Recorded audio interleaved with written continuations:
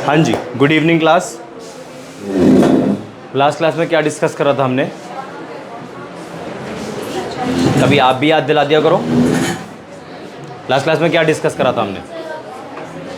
Solution of solids in liquid discuss करा था हमने लास्ट क्लास के अंदर, जिसके अंदर हमने डिसोल्यूशन देखा था। सबसे पहले डिसोल्यूशन के अंदर क्या होता है, जब सॉल्यूट आपका डिसॉल्व हो जाता है, सॉलिड सॉल्यूट लिक्विड सॉल्वेंट के अंदर डिसॉल्व हो जाता है, इस प्रोसेस को हम लोग बोलते हैं डिसोल्यूशन। ठीक, इसके बाद हमने क्या पढ़ा था? Saturated solution. सैचुरेटेड सॉल्यूशन ऐसे सॉल्यूशंस होते हैं जिसमें no more solute further dissolve. ऐसे सॉल्यूशन जिसमें फर्दर सॉल्यूट डिसॉल्व नहीं होते हैं उन्हें हम बोलते हैं सैचुरेटेड सॉल्यूशन। अनसैचुरेटेड सॉल्यूशन क्या होता है? ऐसे सॉल्यूशन जिसके अंदर सॉल्यूट डिसॉल्व होता रहता है। क्रिस्टलाइजेशन क्या होता है? सैचुरेटेड सॉल्यूशन में जब सॉल्यूट सॉल्यूशन में से सेपरेट होने लग जाता है उसे हम क्रिस्टलाइजेशन बोलते हैं। यही टर्म्स पढ़ी थी। उसके बाद हमने सॉल्युबिलिटी पढ़ी थी। सॉल्युबिलिटी क्या होता है? The maximum amount of solute in grams that can be dissolved in 100 gram of solvent eight a particular temperature. ये टेम्परेचर वाली कहानी क्यों आई है? ऐसा होता है, जो सॉल्युबिलिटी होती है वो टेम्परेचर पर डिपेंड करती है। आप टेम्परेचर चेंज करते रहोगे, सॉल्युबिलिटी भी बदलती रहेगी। इसलिए टेम्परेचर को स्पेसिफाई करना पड़ेगा कि आप किस टेम्परेचर के अंदर सॉल्युबिलिटी को कैलकुलेट कर रहे हो। इसलिए मैंने बोला एट पर्टिकुलर टेम्परेचर, या जिस टेम्परेचर पे आप एक्सपेरिमेंट परफॉर्म कर रहे हो। ठीक है जी। उसके बाद हमने क्या पढ़ा था? Factors affecting solubility of solid in liquid. ठीक है, जिसके अंदर हमने पहले फैक्टर, दो फैक्टर्स हमें देखने हैं, नेचर ऑफ द सॉल्यूट, हाँ, nature of the solute and solvent, और दूसरा था इफेक्ट ऑफ टेम्परेचर।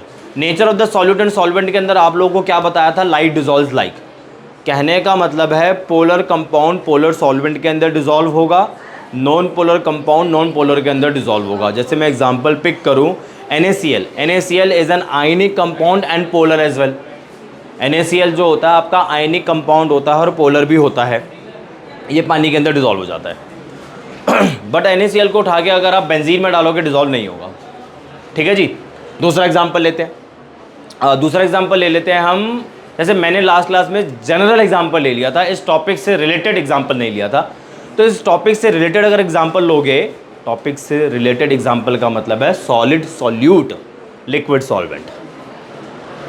तो एंथ्रासीन हो गया, नेफ्थलीन हो गया, ये दोनों सॉलिड सॉल्यूट है। इसको उठा के डालो पानी में, नहीं डिसॉल्व होगा। बट पानी के अलावा आप इसे बेंजीन में डाल दो, कार्बन टेट्राक्लोराइड में डाल दो, ईथर में डाल दो, एटसेट्रा, आई मीन टू से नॉन पोलर सॉल्वेंट में डाल दो, तो ये डिसॉल्व हो जाएगा। बेसिकली जो नॉन पोलर सॉल्वेंट होते हैं वो आपके कोवेलेंट कंपाउंड होते हैं या ऑर्गेनिक कंपाउंड होते हैं।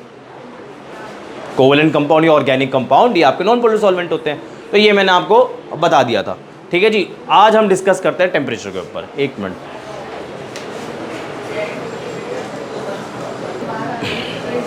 हाँ जी, यही देखा था हमने, पोलर पोलर में डिसॉल्व होता है, नॉन पोलर में डिसॉल्व होता है।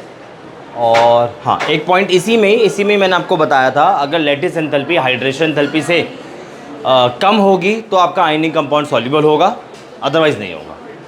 अब डालो हेडिंग आप effect of temperature.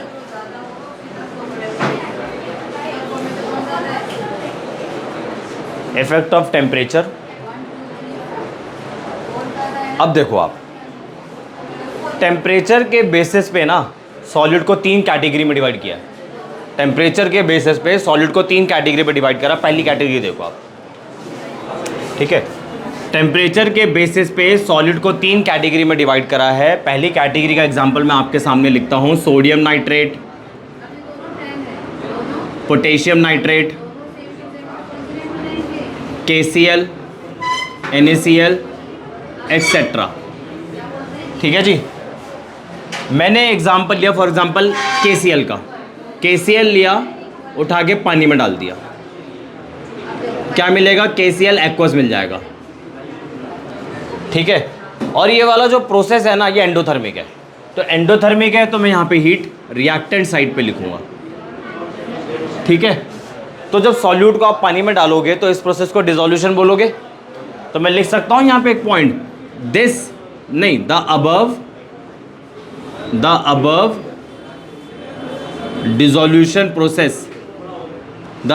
dissolution process is endothermic। ठीक है। यहाँ तक क्लियर हो गया। अब सुनो, आप टेम्परेचर बढ़ाओ। तो आप लोगों ने 11th क्लास के अंदर पढ़ा था, अगर रिएक्शन के अंदर आप कोई भी इफेक्ट इंट्रोड्यूस करते हो, कोई भी इफेक्ट क्रिएट करते हो, वो इफेक्ट टेम्परेचर का भी हो सकता है, प्रेशर का भी हो सकता है, वॉल्यूम का भी हो सकता है, कॉन्सेंट्रेशन का भी हो सकता है। तो रिएक्शन क्या करता है, इस इफेक्ट को अंडू करने की कोशिश करता है, कंट्रोल प्लस जेड करने की कोशिश करता है, आई मीन टू से उल्टा करने की कोशिश करता है, ताकि रिएक्शन ठीक हो जाए। तो आपने क्या करा, रिएक्शन के अंदर हीट बढ़ा दी, टेम्परेचर इंक्रीज कर दिया, ये वाला पोर्शन बढ़ गया। अब रिएक्शन क्या करेगा, एक मिनट सर, रिएक्शन क्या करेगा, इसको ठीक करने की कोशिश करेगा। ठीक कैसे करेगा, ये बढ़ गया ना, इसको घटाएगा, इसको घटाएगा तो रिएक्शन कहाँ पे जाएगी, इधर जाएगी या इधर जाएगी, इधर जाएगी, इधर जाएगी। टेम्परेचर बढ़ा, मैंने टेम्परेचर बढ़ा दिया, टेम्परेचर बढ़ाने से बढ़ गया ना, मुझे उसको घटाना है, रिएक्शन अपने आप घटाएगी ना। जब रिएक्शन अपने आप घटाएगी तो कहाँ जाएगी, इधर जाएगी ना, तो सॉल्युबिलिटी बढ़ गई ना। अरे मैडम, मैं इसको देखो तो मैं इसकी कंसंट्रेशन बढ़ा दूं खुद ही, ये क्या करेगा, रिएक्शन अपने आप ठीक करेगा। ठीक कैसे करेगा, सो घटाएगा तो इधर जाएगा ना। यानी कि with rise in temperature solubility increases. अभी आके लिखवाता हूँ, एक मिनट। हाँ जी, मैं ये बोल रहा था, टेम्परेचर के बेसिस पे ना सॉलिड सॉल्यूट को 3 कैटेगरीज में डिवाइड करा है। पहली कैटेगरी देखी अभी मैंने, पहली कैटेगरी का एग्जांपल है sodium nitrate, potassium nitrate, sodium chloride, potassium chloride, ठीक है ना। इनका जो डिसोल्यूशन प्रोसेस है वो एंडोथर्मिक होता है। एंडोथर्मिक का मतलब क्या है, जब आप KCl को उठा के पानी में डालोगे, ये हीट एब्जॉर्ब करेगा। कहाँ से एब्जॉर्ब करेगा, सराउंडिंग से। मान लो ये आपकी टेस्ट ट्यूब है, ठीक है, आपने KCl डाल दिया, पानी डाल दिया, एंडोथर्मिक प्रोसेस हो रहा है। यानी कि जो आपका रिएक्शन मिक्सचर है वो सराउंडिंग से हीट एब्जॉर्ब कर रहा है। सराउंडिंग से हीट एब्जॉर्ब करेगा तो आप खुद सोचो, जब सराउंडिंग से हीट निकल जाएगी तो सराउंडिंग का टेम्परेचर तो घट जाएगा। टेम्परेचर घट जाएगा तो एंडोथर्मिक रिएक्शन के अंदर क्या ऑब्जर्व होगा आपको, कूलिंग, ठीक है जी। तो ये वाला प्रोसेस है आपका एंडोथर्मिक, ठीक है। अब आपने क्या रहा, अब आपने क्या करा, टेम्परेचर बढ़ा दिया। टेम्परेचर बढ़ाया, ये मैंने खुद से बनाया है, मतलब जो मैंने टेक्निक सोच समझ के कोशिश करी थी वही मैं आपको समझा रहा हूँ। टेम्परेचर राइज करने से समाउ हीट बढ़ रही है, रिएक्शन डिस्टर्ब हो गई, रिएक्शन क्या करेगा, ठीक करने की कोशिश करेगा। ठीक कैसे करेगा, जो बढ़ गई उसको घटा के, मैंने बढ़ाई है, रिएक्शन क्या करेगा, इसे घटाएगा तो इधर जाएगा तो सॉल्युबिलिटी बढ़ रही है, ठीक है ना। यानी कि ऐसे टाइप के सॉलिड्स की सॉल्युबिलिटी बढ़ती है with rise in temperature because the dissolution process of such kind of substance is endothermic। लिखो पहले आप इसे, इसमें 2 लाइन ऐड करवा देते हैं, लिख लो इसके अंदर। According to Le Chatelier principle, according to Le Chatelier's principal,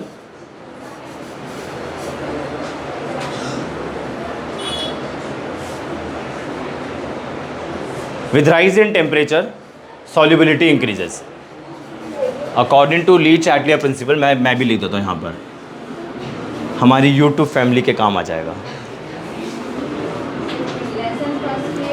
according to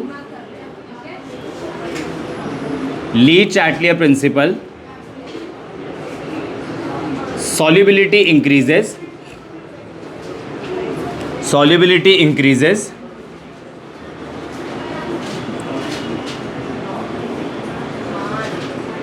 with rise in temperature, since the process of dissolution is endothermic। ठीक है जी, पहली कैटेगरी डन, ठीक है जी। अब दूसरे टाइप के सॉलिड्स के बारे में बात करते हैं।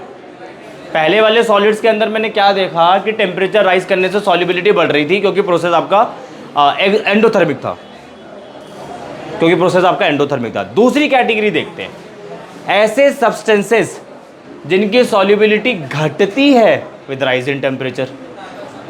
अभी तक तो देखो एक जनरल सी ऑब्जर्वेशन होती है जो आपने भी सेंस किया होगा, आपने भी ऑब्जर्व करा होगा और मैंने भी करा था। पहले मुझे लगता था कि कोई भी सॉलिड अगर पानी में डिजॉल्व नहीं हो रहा तो उसे हीट कर दो बस, उसकी सॉल्युबिलिटी बढ़ जाएगी। तो जब मैंने इस चैप्टर को पढ़ा ना, तब मुझे पता लगा अच्छा ऐसे सॉलिड भी होते हैं जिनकी सॉल्युबिलिटी घट जाती है टेम्परेचर राइज करने से। तब मुझे पता लगा। तो आपको भी शॉक लगना चाहिए, शॉक्ड होना चाहिए, ठीक है जी। तो सेकंड कैटेगरी में ऐसे सॉलिड आ जाते हैं जिनकी सॉल्युबिलिटी घट जाती है विद राइजिंग टेम्परेचर। एग्जाम्पल देखते हैं कैटेगरी सेकंड। पहला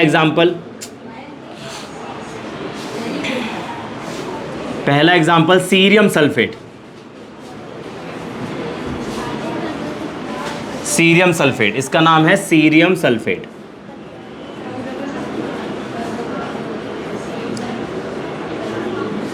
दूसरा एग्जाम्पल है lithium carbonate, Li2CO3।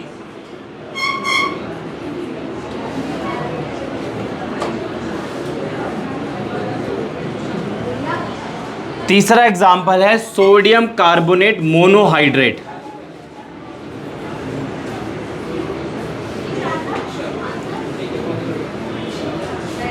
Sodium carbonate monohydrate, Na2CO3.2H2O। ये सब्सटेंसेस ऐसे हैं जिनकी सॉल्युबिलिटी घट जाती है विद राइज इन टेम्परेचर। अब ऐसा होता क्यों है देख लेते हैं। चलो कोई भी एग्जांपल ले लो, Li2CO3 ले लेते हैं। आपने क्या करा, आज बोर्ड भी साथ नहीं दे रहा है, मार्कर भी साथ नहीं दे रहा है, हेल्थ भी साथ नहीं दे रही है, पानी में डाल दिया, लिथियम कार्बोनेट लिया उठा के पानी में डाल दिया। पानी में डाल दिया तो एक्वा सॉल्यूशन बनेगा। मुझे ये सब नहीं जानना सॉल्यूशन के अंदर क्या हो रहा है, मुझे जनरल पॉइंट जानने हैं सॉल्युबिलिटी में क्यों ऐसा चेंज आ रहा है, घट कैसे दिया सॉल्युबिलिटी टेम्परेचर राइज करने से। तो ये बन गया आपका Li2CO3 एक्वस। एक्चुअली इन वाले सॉलिड्स का जो डिसोल्यूशन प्रोसेस होता है ना वो एक्सोथर्मिक होता है। एक्सोथर्मिक होगा तो हीट को मैं प्रोडक्ट की तरफ लिखूंगा। बोलो जी हाँ हूँ, कुछ तो करो। ठीक है, मैंने कहा हाँ हूँ, आप कह रहे हो यस सर। यानी कि ये वाला जो प्रोसेस है, ये वाला जो डिसोल्यूशन प्रोसेस है वो एक्सोथर्मिक है। तो लिख लेता हूँ above dissolution process, above dissolution process is exothermic. Above dissolution process is exothermic. ये वाला जो डिसोल्यूशन प्रोसेस है एक्सोथर्मिक है। ठीक है, अब चलते हैं ली चैटलियर प्रिंसिपल के पास। According to Le Chatelier principle पहले लिख लेते हैं। According to Le Chatelier principle, with rise in temperature, with rise in temperature, solubility decreases as the process of dissolution, नहीं, as the dissolution process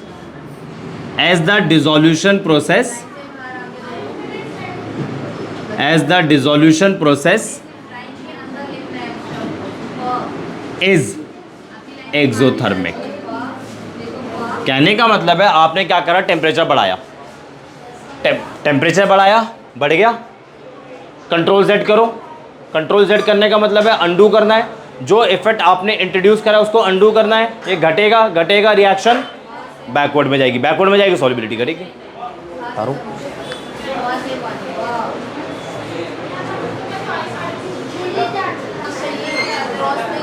हाँ जी, done, आगे बढ़े। चलो तीसरी कैटेगरी की तरफ चलते हैं। फर्स्ट कैटेगरी हो गई, सेकंड कैटेगरी हो गई, third. Now move to third category. अरे वाह, मजा आ गया। थर्ड कैटेगरी के अंदर आपने ऐसे सॉलिड्स लेने हैं जिनकी सॉल्युबिलिटी ना तो कॉन्टिन्यूसली बढ़ती है ना तो कॉन्टिन्यूसली घटती है। एक डिसकॉन्टिन्यूस पैटर्न ऑब्जर्व होता है। तो एग्जाम्पल समझते हैं पहले इन सॉलिड्स के। पहला एग्जाम्पल है इसके अंदर conversion of one polymorphic form to another polymorphic form. इसका एग्जाम्पल है, लिखो नहीं, दे देंगे time. Alpha ammonium nitrate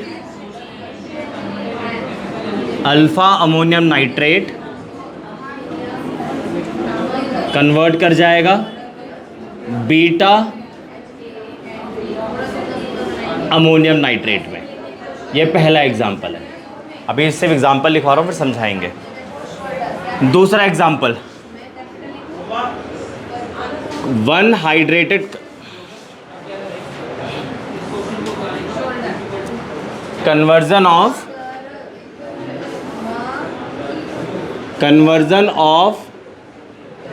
one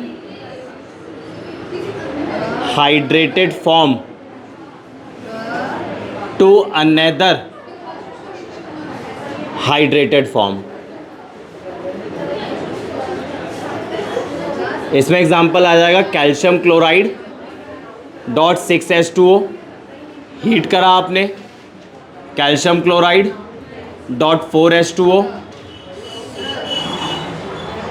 heat करा आपने, नीचे लिख रहा हूं, कैल्शियम क्लोराइड डॉट 2H2O। दूसरा एग्जांपल हो गया। तीसरा एग्जांपल है hydrated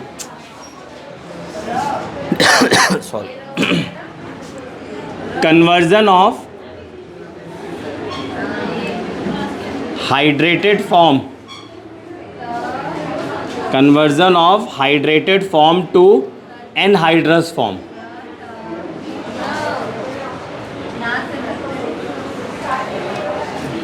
conversion of hydrated form to anhydrous form. Anhydrous form, इसका एग्जाम्पल हो जाएगा global salt Na2SO4 dot 10H2O। आपने हीट करा, क्या बनेगा, Na2SO4 बनेगा प्लस 10 वाटर मॉलिक्यूल्स। ठीक है, अब सुनो जरा, मैंने तीनों एग्जांपल्स आपको लिखवा दिया, तीनों टाइप्स के आपको एग्जांपल लिखवा दिया। पहले वाले टाइप के अंदर आपका सब्सटेंस एक फॉर्म से, एक पॉलीमॉर्फिक फॉर्म से दूसरी पॉलीमॉर्फिक फॉर्म के अंदर कन्वर्ट हो गया। दूसरे वाले के अंदर आपका एक हाइड्रेट सॉल्ट, आपका कंपाउंड एक हाइड्रेटेड फॉर्म से दूसरे हाइड्रेटेड फॉर्म में कन्वर्ट हो गया। आप देख लो, इधर 6 वाटर मॉलिक्यूल थे, इधर 4 वाटर मॉलिक्यूल है, इधर 2 वाटर मॉलिक्यूल है, और इधर देखो आप हाइड्रेटेड फॉर्म से एनहाइड्रस फॉर्म में कन्वर्ट हो गया। तो होता क्या है, ऐसे केसेस के अंदर सॉल्युबिलिटी में कॉन्टिन्यूस चेंज क्यों नहीं ऑब्जर्व हो रहा मुझे, चाहे सॉल्युबिलिटी घट रही हो चाहे सॉल्युबिलिटी बढ़ रही हो, कॉन्टिन्यूस पैटर्न में क्यों नहीं बढ़ रही है? क्योंकि जब आप टेम्परेचर को बढ़ाना शुरू करते हो ना, तो आपका कंपाउंड एक फॉर्म से दूसरे फॉर्म में कन्वर्ट हो जाता है। अब देखो, आप टेम्परेचर बढ़ा रहे हो, कंपाउंड आपका एक फॉर्म से दूसरे फॉर्म में कन्वर्ट हो गया। दिल तो जिद्दी है, फिर आपने टेम्परेचर बढ़ाया, कंपाउंड आपका एक फॉर्म से दूसरे फॉर्म में कन्वर्ट हो गया। आपने टेम्परेचर बढ़ाया, अमोनियम नाइट्रेट की अल्फा फॉर्म बीटा फॉर्म में कन्वर्ट हो गई। अच्छी खासी सॉल्युबिलिटी बढ़ रही थी इसकी विद राइज इन टेम्परेचर। एक टेम्परेचर ऐसा आया जिस टेम्परेचर पे उसकी फॉर्म ही बदल गई। किसी पर्टिकुलर टेम्परेचर पे इसकी फॉर्म बदलेगी ना, ऐसी थोड़ी ना जिस मर्जी टेम्परेचर बदल जाएगी। सोडियम सल्फेट लिया आपने, dot 10H2O, global salt, temperature rise करने थे, सॉल्युबिलिटी बढ़ रही थी। मैं टेम्परेचर लिख देता हूँ,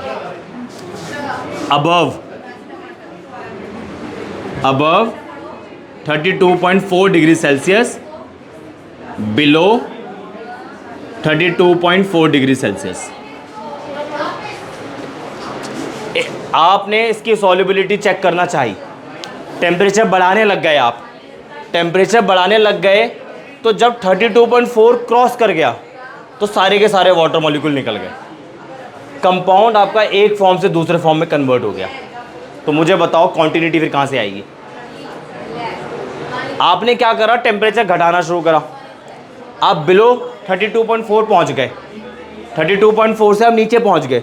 जब आप नीचे पहुंचे तो कंपाउंड आपका यहाँ से यहाँ पहुंच गया, ठीक है जी। यानी कि जिस टेम्परेचर पे आपका कंपाउंड एक फॉर्म से दूसरे फॉर्म में कन्वर्ट हो जाता है, एक फॉर्म से दूसरे फॉर्म में कन्वर्ट हो जाता है, एक फॉर्म से दूसरे फॉर्म में कन्वर्ट हो जाता है, एक फॉर्म से दूसरे फॉर्म में कन्वर्ट हो जाता है, उस टेम्परेचर को हम लोग बोलते हैं ट्रांजिशन टेम्परेचर।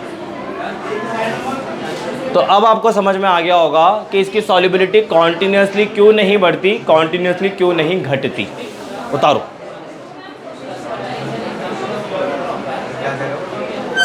मालिक उतारो, यहां से उतारो, फिर पॉइंट्स लिखवाता हूं। अमोनियम नाइट्रेट की अल्फा फॉर्म है, उसको आपने हीट करा, बीटा फॉर्म में कन्वर्ट हो गया। जब कंपाउंड का नेचर ही बदल जाएगा तो सॉल्युबिलिटी कर्व में तो बदलाव आएगा। अभी मैं लूँगा, प्लॉट बनाऊंगा, अभी मैं इन तीनों का प्लॉट बनाऊंगा मैं अभी। आप इसे उतारो तो सही।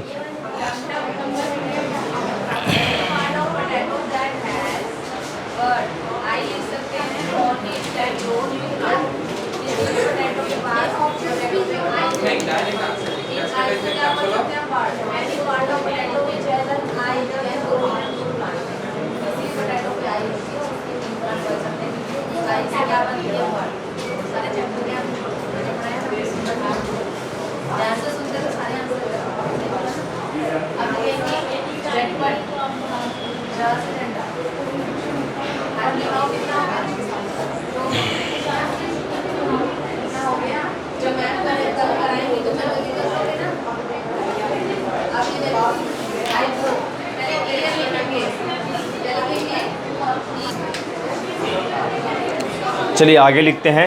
लिखो, इसी में ही छोटा सा हेडिंग बनाओ, ट्रांजिशन टेम्परेचर।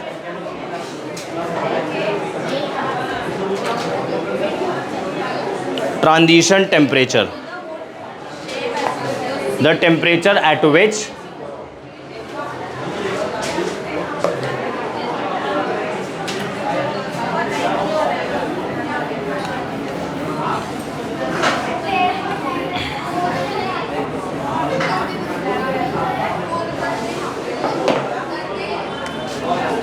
ट्रांजिशन टेम्परेचर देख रहे हैं।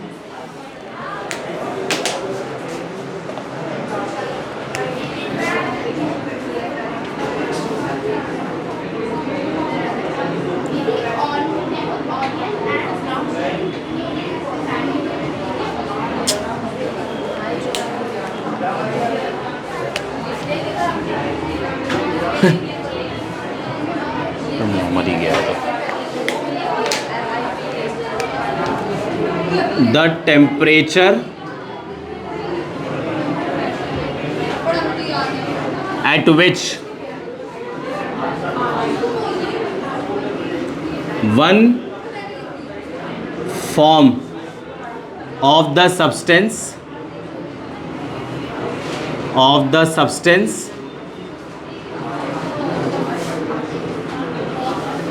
changes into the another form,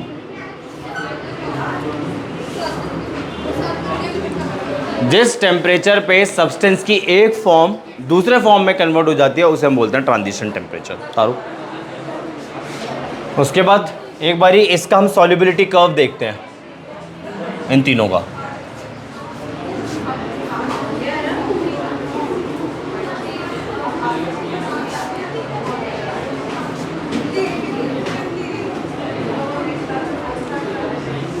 solubility curve basically होता क्या है? The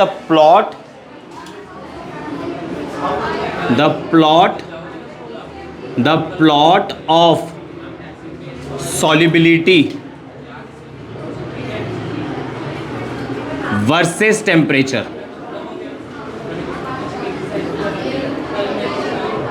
is known as solubility curve।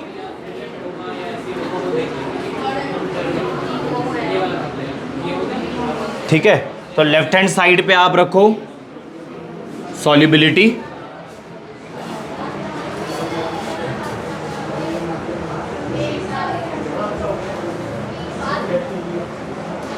और राइट हैंड साइड पे रखो आप टेम्परेचर।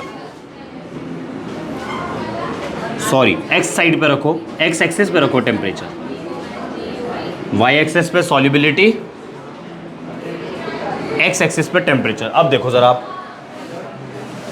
जैसे इसका देखते हैं सबसे पहले, alpha ammonium nitrate beta ammonium nitrate, तो इसका प्लॉट कुछ ऐसा बनता है। सॉल्युबिलिटी बढ़ रही है, ये है अल्फा, ये है बीटा, सॉल्युबिलिटी बढ़ रही है, बढ़ रही थी, फिर ट्रांजिशन टेम्परेचर आ गया, ट्रांजिशन टेम्परेचर के अंदर alpha ammonium nitrate beta ammonium nitrate में कन्वर्ट हो गया, तो सॉल्युबिलिटी का कर्व भी बदल गया।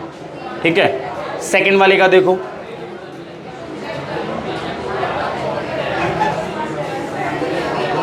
यहाँ से यहाँ पे बदल गया। ये पहले क्या था, कैल्शियम क्लोराइड डॉट 6H2O, यहाँ पे क्या हो गया, कैल्शियम क्लोराइड डॉट 4H2O, यहाँ पे क्या हो गया, कैल्शियम क्लोराइड डॉट 2H2O। अब देखो तीसरे वाले का, तीसरे वाले में थोड़ा सा चेंज है, सॉल्युबिलिटी बढ़ी, ट्रांजिशन टेम्परेचर आ गया, कंपाउंड का नेचर बदल गया, सॉल्युबिलिटी घट गई। यहाँ पे बढ़ी डिस्कॉन्टिन्यूसली, यहाँ पे बढ़ी डिस्कॉन्टिन्यूसली, यहाँ पे बढ़ी देन घट गई। तो ये है अल्फ़ा बीटा का हो गया।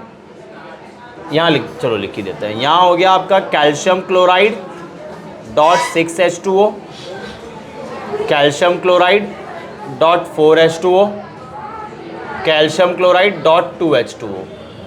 इधर क्या हुआ, ये आपका ट्रांजिशन टेम्परेचर हो गया 32.4 डिग्री सेल्सियस। यहाँ पे सिर्फ सोडियम सल्फेट है और यहाँ पे है आपका सोडियम सल्फेट डॉट 10H2। उतारो,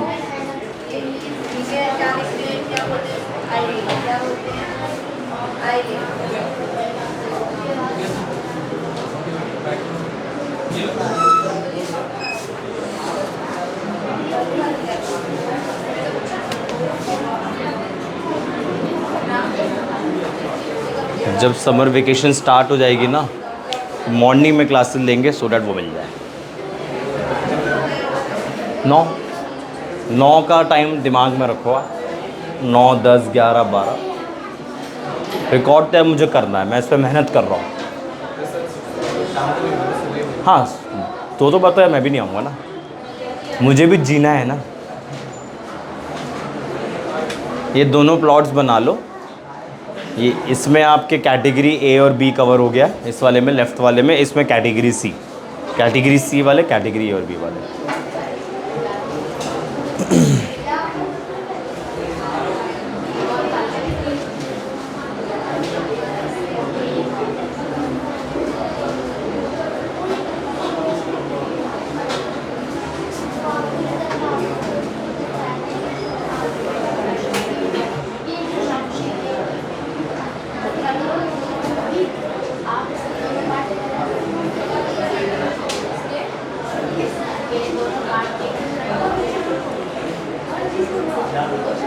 आगे बढ़े,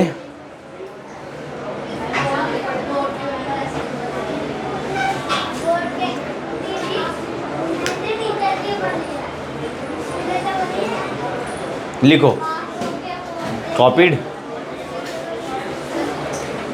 लिखो प्रेशर, ये मैंने आपको बता ही दिया, तीनों कैटेगरी मैंने आपको बता दी, ट्रांजिशन टेम्परेचर आपको बता दिया, दोनों की सॉल्युबिलिटी प्लॉट भी ड्रॉ कर दिए। लिखो, pressure has no role, pressure has no role, pressure has no role on the solubility of solid in liquid.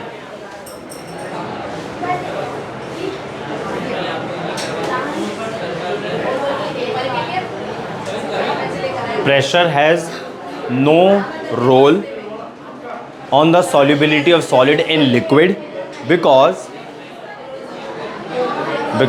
solid and liquid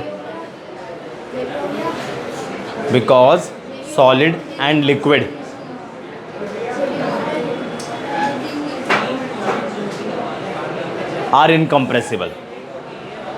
pressure का कोई रोल नहीं होता इधर।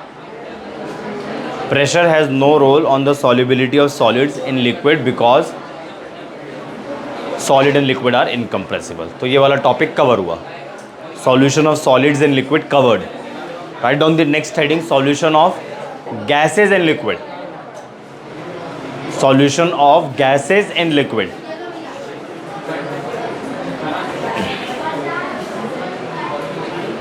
तो जिस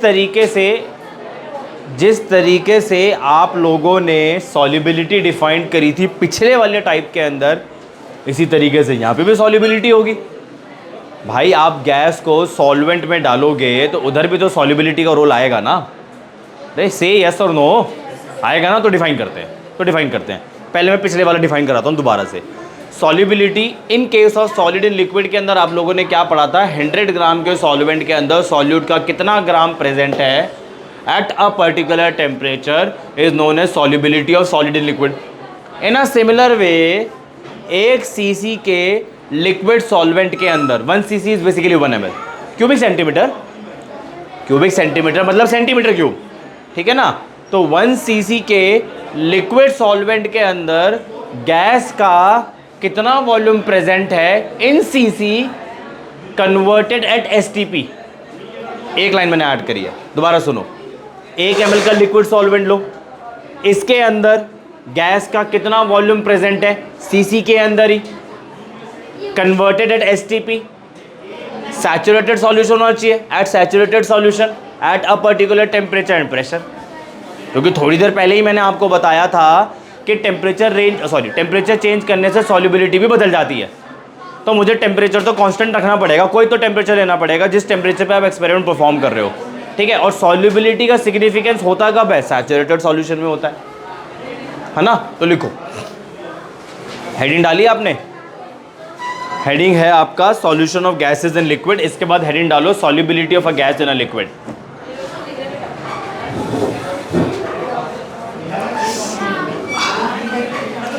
लिखो, the solubility of any gas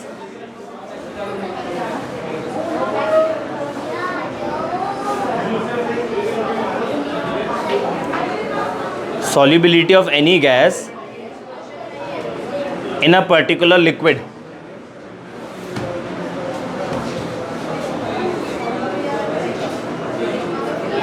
solubility of any gas in a particular liquid is the volume of the gas.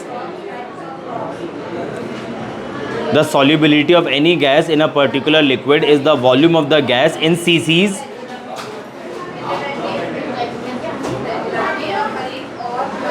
Bracket में लिख लो converted to STP, in bracket converted to STP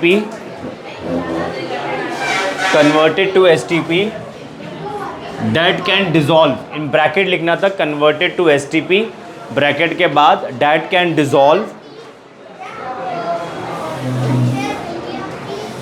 in unit volume, that can dissolve in unit volume, bracket में लिख लो 1 cc,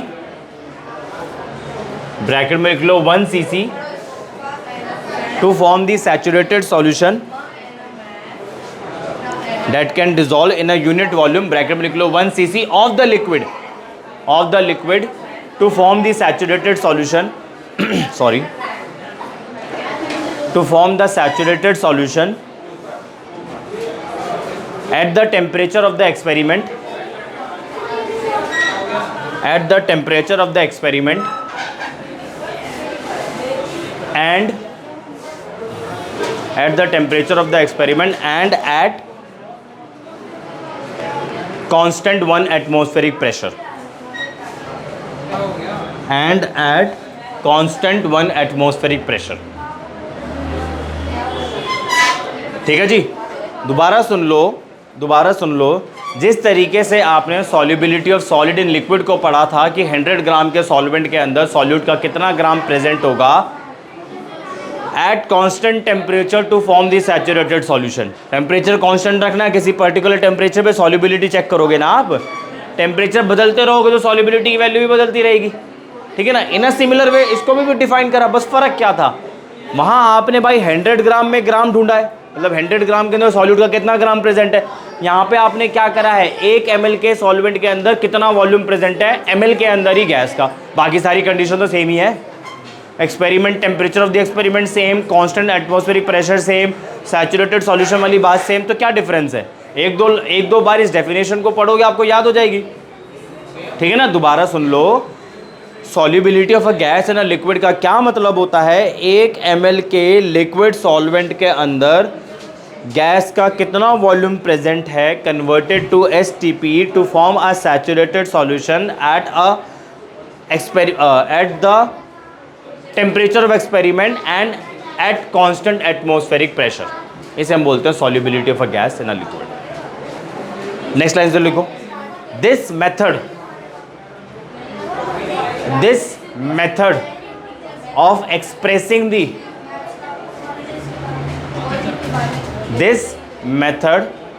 expressing the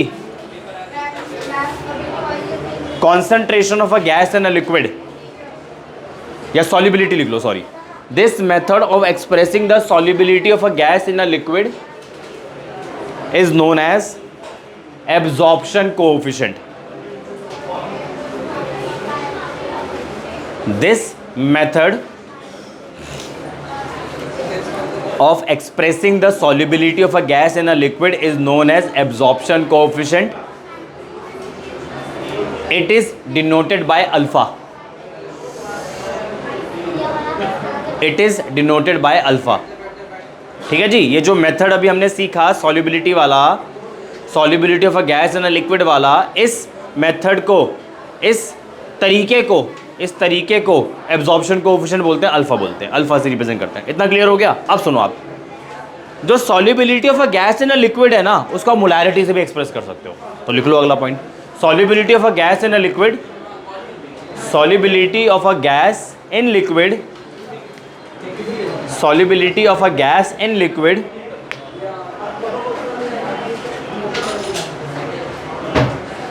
can express, solubility of a gas in liquid can express by molarity also, by molarity लिखो क्योंकि एक और word add करवाना है मुझे, by molarity। अब सुनो, molarity आप लोगों ने क्या पढ़ा था? 1 लीटर के सॉल्यूशन के अंदर सॉल्यूट के कितने नंबर मोल्स प्रेजेंट है, बट वहां पे सॉल्यूशन सैचुरेटेड नहीं था। यहां आपको सैचुरेटेड लेना पड़ेगा। आप सैचुरेटेड सॉल्यूशन लोगे तभी तो सॉल्युबिलिटी का सिग्निफिकेंस है। तो यहाँ पे भी डेफिनेशन वही बनती है कि 1 लीटर के सॉल्यूशन के अंदर कितने number of moles of solute present है, condition provided solution should be saturated. ठीक है, तो solubility of a gas in a liquid can also expressed by molarity, bracket में लिख लो provided solution must be saturated, provided solution must be saturated.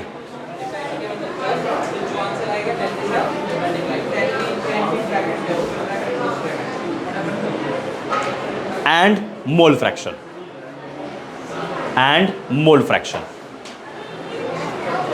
ठीक है जी। तो solubility of a gas in a liquid को आप मोलैरिटी से भी एक्सप्रेस कर सकते हो, provided solution must be saturated, mole fraction से भी एक्सप्रेस कर सकते हो, और जो सॉल्युबिलिटी की मैंने डेफिनेशन लिखवाई है उस मेथड को एब्जॉर्प्शन कोएफिशिएंट बोला जाता है, जिसको अल्फा से डिनोट किया जाता है। लास्ट पॉइंट सुन लो बस, मुझे इतना बता दो बस, एक्वेटिक लाइफ कैसे पॉसिबल है? एक्वेटिक लाइफ कैसे पॉसिबल है? डिसॉल्व्ड ऑक्सीजन की वजह से ना भाई। रिवर के अंदर, सी के अंदर, लेक, पॉन्ड, इनके अंदर एक्वेटिक लाइफ पॉसिबल है। क्यों पॉसिबल है? क्योंकि वाटर के अंदर ऑक्सीजन डिसॉल्व्ड है। तो oxygen in water, gas in liquid का एग्जांपल हो गया। तो यहाँ से मैं ये कंक्लूड करना चाह रहा था कि लगभग सभी गैसेस वाटर के अंदर सॉल्युबल होती है, किसी की सॉल्युबिलिटी ज़्यादा होती है, किसी की सॉल्युबिलिटी कम होती है। ठीक है जी। तो आज हमने क्या क्या देख लिया है? इफेक्ट ऑफ टेम्परेचर बेसिकली हमने देखा है किस कैटेगरी में, solution of solid in liquid के अंदर। टेम्परेचर के बेसिस पे 3 कैटेगरीज बनाई थी।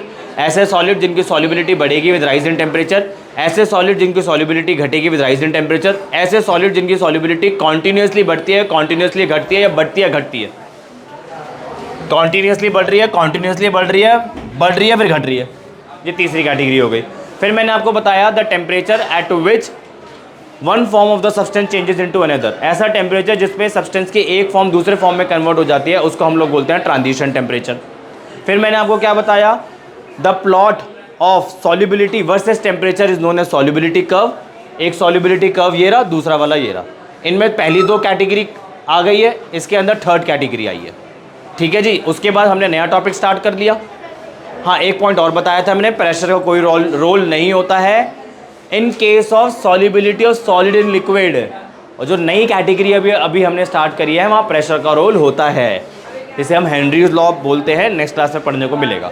फिर हमने सेकंड कैटेगरी स्टार्ट कर दी, solution of a gases in liquid. वहाँ पे सॉल्युबिलिटी डिफाइन करी। 1 ml के लिक्विड सॉल्वेंट के अंदर, सॉरी 1 ml के लिक्विड सॉल्वेंट के अंदर सॉल्यूट का कितना ml प्रेजेंट है, converted to STP. Solution saturated बनना चाहिए, टेम्परेचर कांस्टेंट रहना चाहिए, प्रेशर कांस्टेंट रहना चाहिए, और एक्वेटिक लाइफ के बारे में मैंने आपको बताया। ठीक है जी, डेट्स ऑल फॉर टुडे।